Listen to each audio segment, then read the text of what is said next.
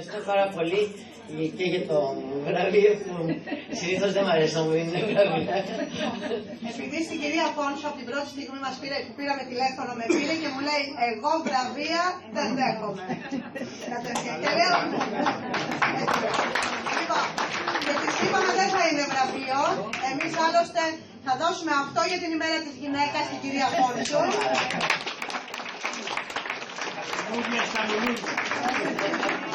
Θα δώσουμε εδώ την πόρτα του ηθοποιού και τον ηθοποιό και έχουμε γράψει και στο πλάι το σύλλογό μας για να μην ξεχάσει την Πετρούπολη κυρία Πόνσου.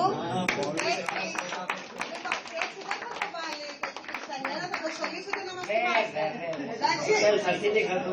Και θα δώσουμε και αυτό εδώ το μικρό δωράκι το οικονομικό, ανάλογα με τα δικά μας τα χρήματα που συγκεντρώνουμε κάθε χρόνο με μία εκδήλωση που κάνουμε το χρόνο.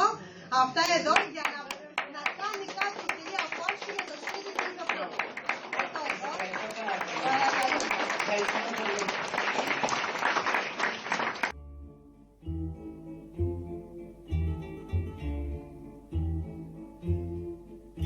Ηθοποιός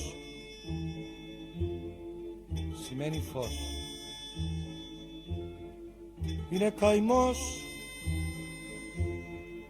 πολύ πικρός και στεναγμός πολύ μικρός και στεναγμός πολύ μικρός.